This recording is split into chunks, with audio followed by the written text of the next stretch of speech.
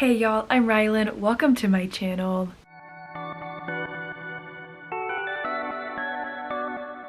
For once, so far this year, I am here on the last day of the month to do my book budgeting statistics and book haul for the month of April. I'm not sure if this is the smallest monthly book haul that I've had so far this year, but I'm very proud of the self-control that I've had overall this month. These are all the books that I purchased plus one ebook. So not as many books as for sure February. That was a rough month. I feel like I did a lot better this month unhauling a bunch of things, but also just like not buying as many books as I have in previous months. So without further ado, I'm gonna go ahead and just dive into my April budgeting statistics really quickly. For those of y'all who might be new to my channel or haven't seen one of my monthly book budgeting stats and book haul videos, I this year have created a goal for myself where I am only allowed to spend $150 max a month on books and my Bookish subscriptions. However, the books that I unhaul from my shelves go back into that fund. So this month I did spend more than $150, but I unhauled almost $350 worth of books. So it all balances out in the end, and I actually walked away with a little bit of a profit this month just because I unhauled so many books. A lot of the money that I spent this month is actually for subscriptions and like special editions that haven't come out yet but will hopefully be coming to me at some point this summer. I don't know, we'll see. I'm gonna go into those details in just a second, but this month total, I spent $318.83 on books and my Bookish subscriptions. However, I made $340.32 doing my unhaul for this month. So I actually walked away in the end with $21.49 between buying books and unhauling books, equaled out to making profit. So we love to see it. As per usual, I'll go ahead and share the subscriptions that I have and those costs. There is a new one in there for this month that I will be canceling now that I got the pre-order that like having the subscription gave me early access to, but I did have a little bit of an extra cost in my spending max this month just because of this special edition that I really wanted. So going straight into my spending, starting with my subscriptions, as per usual, every month I spend $10.66 on my Kindle Unlimited subscription. I spend $15.96 on my Audible subscription. My Dark and Quirky subscription was $43.70 this month. Also, it was my month for Bell Book Box to renew, so I spent $63.99 on that subscription. Thankfully, that one is only every other month, so in May, which starts tomorrow, crazy, I will not have that charge, thankfully. I also subscribed to Bookish Box for 1 month because they are doing a very fun special edition, which I'll talk about in a second, but I spent $48 on that adult subscription box. I will no longer get charged for that one. I am going to cancel it come May, so I don't have to worry about that anymore. But yeah, those are all the subscriptions that I had for the month. Everything else on my list minus one I have physically or on ebook, so I'll share those in a second. But I do want to talk about the special edition that I ordered for this month because one of my favorite books and I needed it. So let me grab like my standard edition of the book really fast and then I'll explain this special edition that I pre-ordered and I'm so excited about. So I spent $38 on a special edition of Birthday Girl that Darkly, which is a like part of the Bookish box, like made. They're doing a special edition of Birthday Girl, which is one of my favorite books by Penelope Douglas. It's age gap, it's ex-boyfriend's dad, and it was just overall a really fun time. I have read this book twice. So when I saw that the Bookish box was doing a special edition, I was super excited and I wanted to make sure that I was guaranteed a copy of the book. So I did get that adult subscription for 1 month just so it would line up with the time that I was active in that subscription.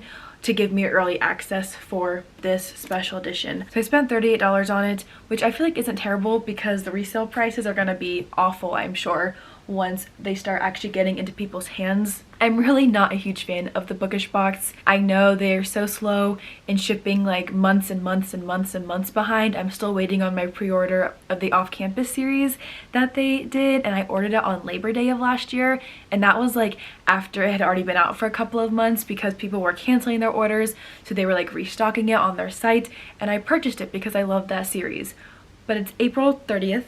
Still no sign of the box coming anytime soon in my opinion. I check their shipping updates every week and I'm not very hopeful. So I don't like purchasing from this book box very frequently.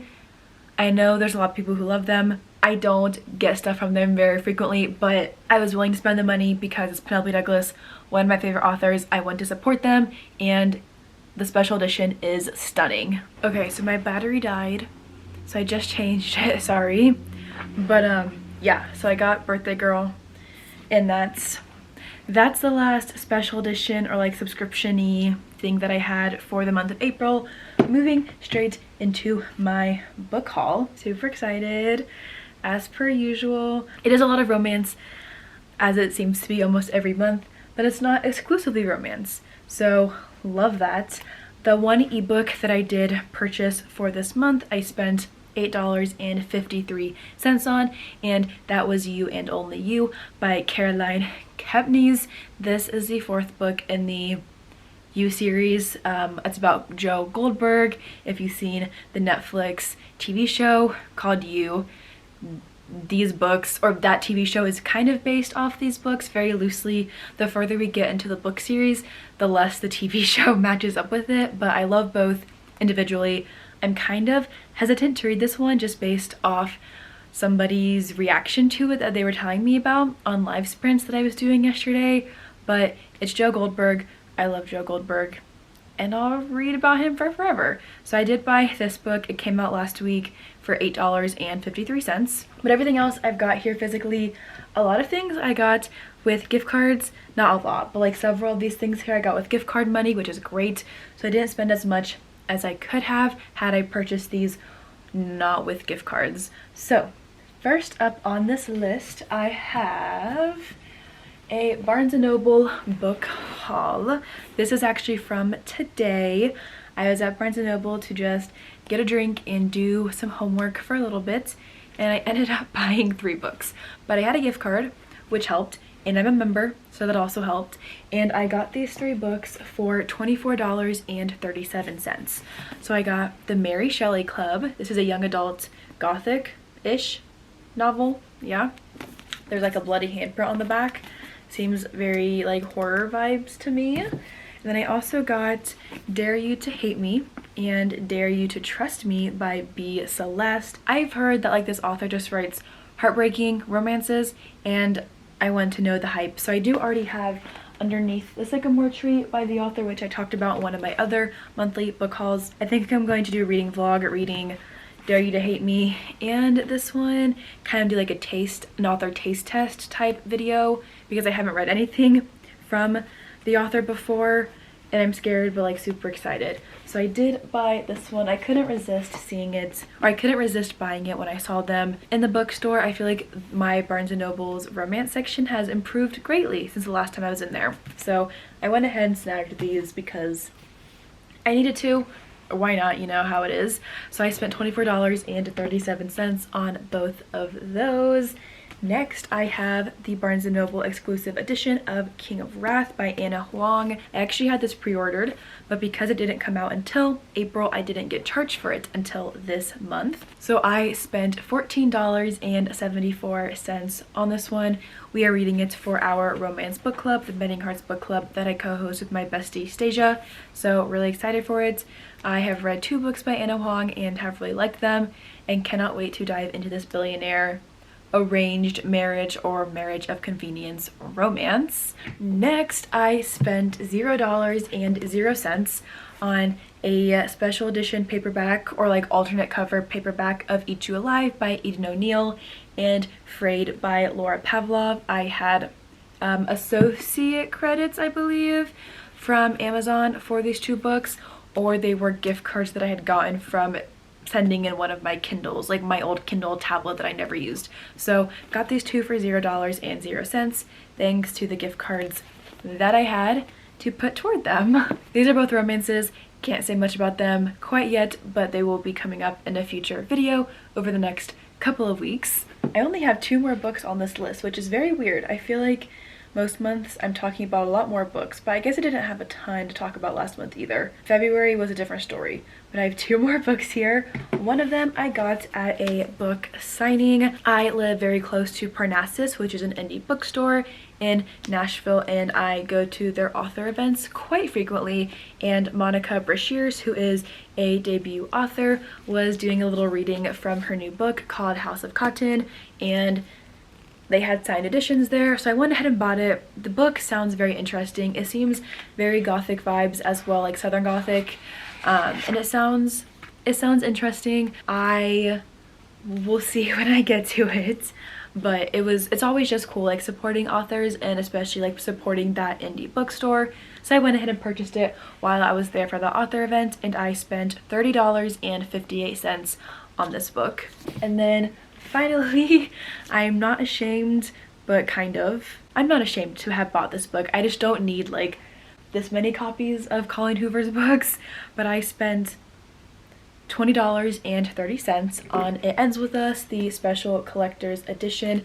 I didn't know like how exclusive this book would be, so I grabbed the last copy at Target when I was there one day. But then I went into Barnes & Noble today and they had like 50 copies on their table.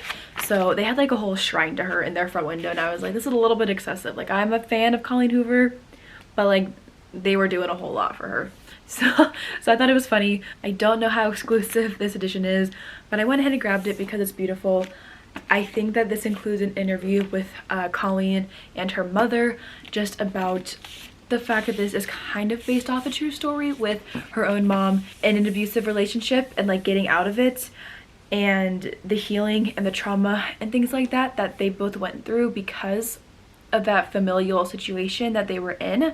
So I'm excited to read it. I do need to reread this book before reading the sequel that came out last year. So we got stunning like interior formatting, and like her digital signature is on the cover, like the naked hardback. It feels really nice, like and smooth. I feel like I could just display it like this and would love it sitting on my shelf that way. So yeah, spent $20.30 on this one, and that was the last book that I purchased in April. So overall, nothing too crazy this month. I'm pretty proud of myself. I had pretty good overall self-control, minus today, but it's been a hard week. I wanted to splurge a little bit, got some extra money from babysitting and doing things like that. So I thought, why not splurge a little bit on those 3 books from Barnes & Noble, and I have no regrets. And I had a gift card, so you know, can't blame me too much, right? So yeah, those are the books that I bought in April. Again, in total, I spent $318.83, but I made $340.32 on hauling a ton of stuff that was on my shelf. And so I walked away this month with $21.49 added to my bank account, which we love to see. So yeah, quick, easy, hopefully pretty easy. I just zip through these book hauls. I don't spend too much time talking about the books. I mostly like to focus on the spending aspects of them and keeping myself held accountable and not spending more than my max that I set each month. So this month was definitely one of my better months, this and January.